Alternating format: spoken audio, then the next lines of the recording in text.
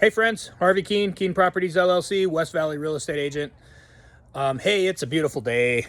It's Sunday the 19th of January. Tomorrow is the big inauguration day. And with that, I thought I would share a few thoughts. Just speaking from the cuff here, no notes. Just kind of put some thoughts out there. Real estate, selling real estate, in my view, is a contact sport. And what that means is, in order to be busy in real estate, taking listings, writing contracts, closing escrows, a real estate agent needs to make a lot of contacts. They need to talk to a lot of people and have a lot of conversations about real estate. And in doing so, you uncover a lot of needs and wants of people, their goals. And then also a lot of problems that need to be solved. A lot of times, people need to sell a house because they need to solve a problem.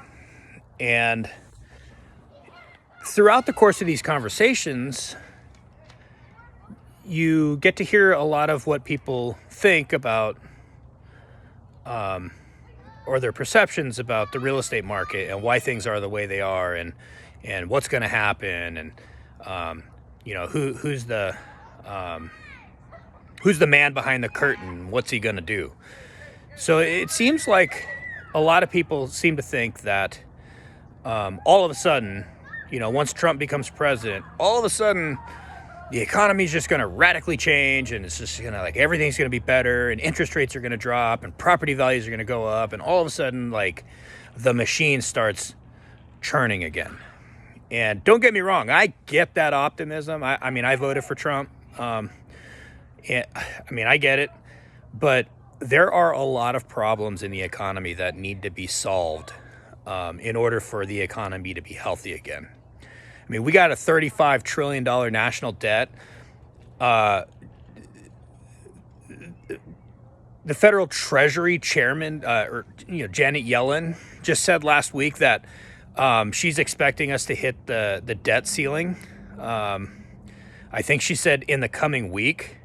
And she said, to paraphrase, some radical actions will need to be taken. I don't know what the heck that means, but Trump is inheriting a lot of problems that need to be solved. And Trump doesn't wield this magic wand that's just gonna all of a sudden make interest rates great again and make interest rates great again. Where we're at today, we're at basically 7% on a 30-year fixed rate mortgage, conventional. And before the financial crisis, before the government started quantitative easing, they've done 4 rounds of quantitative easing in the last 12 years. First one started in 2008. But before the financial crisis, rates were at 6 to 6.5%. And that's historically normal. And that's essentially, basically where we're at today. I believe that, say hi to Jack. Hi, Jack. Hi. I believe that in 2025, I think rates are going to spend a lot of time between 6.5% and 7.5%. Why do I think that?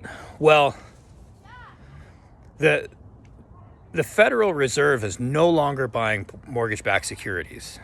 And beyond that, they're quantitative tightening now. So what that means is this over $2 trillion in mortgage-backed securities assets that the Federal Reserve has in their holdings and on their balance sheets, they're unloading that. And who's buying those?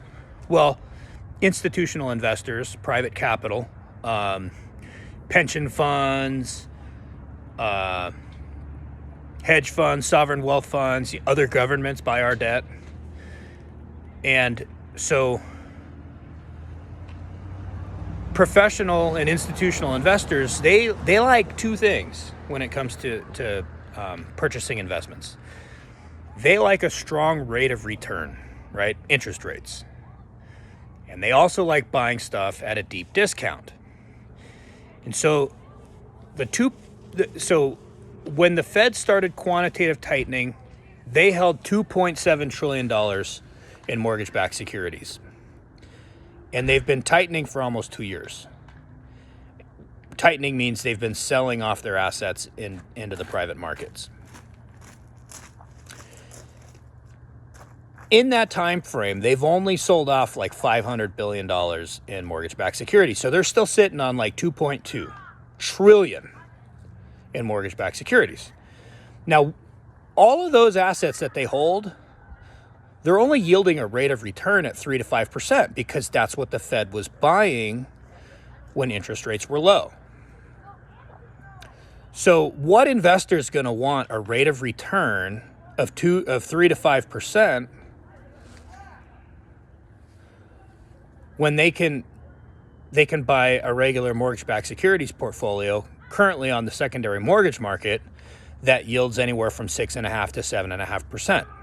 They won't want to. So what the Fed has to do is they actually have to take a loss on their holdings to offload these mortgage-backed securities in this tightening cycle. So they're selling these portfolios that they hold into the private market at a deep discount. So the Fed is losing money by unloading their balance sheets. The federal government is by far the worst investor in the world. They overspend for everything, and they run at a constant loss, and they're doing it with borrowed dollars. So when they were doing quantitative easing, they were printing dollars, buying bonds, and running up the national debt and running large deficits the entire time. And now they're selling off these assets at a loss. So from the perspective of the consumer, the buyer, seller, homeowner, whatever, I mean, can we really expect mortgage rates to drop significantly to historic low levels? No, because we got there by artificial means. It wasn't the free market that got us there. And so in order for Trump to wave a magic wand and make interest rates great again, he'd have to pressure the Federal Reserve to enter a fifth phase of quantitative easing. Well, where are they going to get the money for that? The federal government is broke. I mean, our GDP is 27 trillion, but we have a national debt of 35 trillion. If the federal government was applying for a mortgage, they'd be disqualified. In order to qualify for a mortgage, you have to have a debt to income ratio of like 50% or below. And 50% is even high. It's usually less than that. It's like 45% or below. But the country's debt to GDP ratio is over 100%.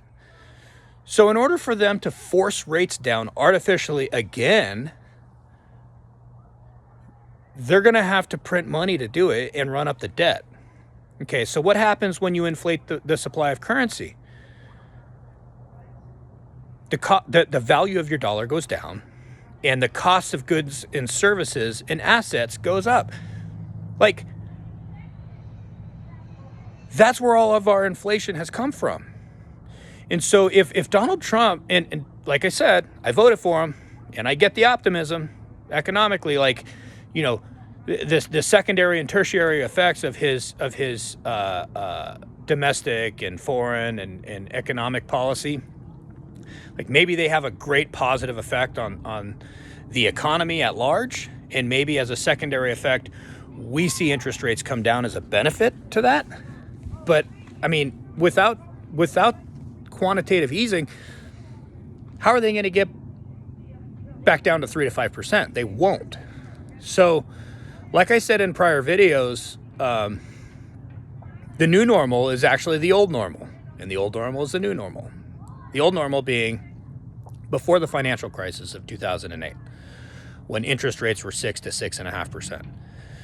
So this is why I believe that we're going to spend a lot of time 6.5 to 7.5%, and maybe Trump does a really good job with the economy, and, you know, payrolls are very healthy and jobs is very healthy, and we bring back a lot of manufacturing, and we're not sending money overseas for ridiculous reasons anymore. And maybe he has a strong energy policy, and that, like,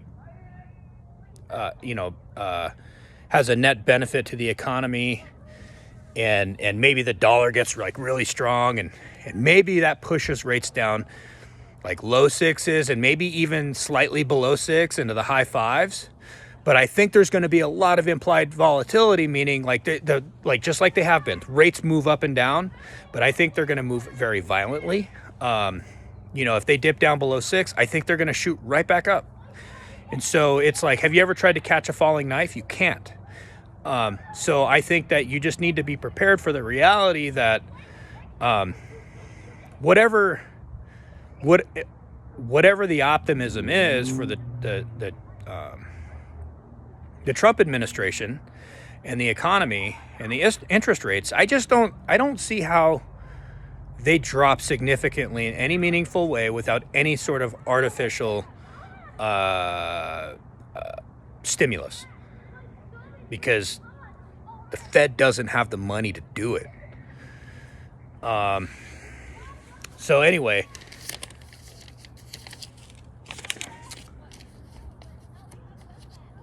if you have any questions on some of the stuff I just touched on, or you have if you're interested in selling or buying a house, what's your house worth, or maybe you think I'm wrong about interest rates and the economy, drop me a comment, shoot me a message, or give me a shout.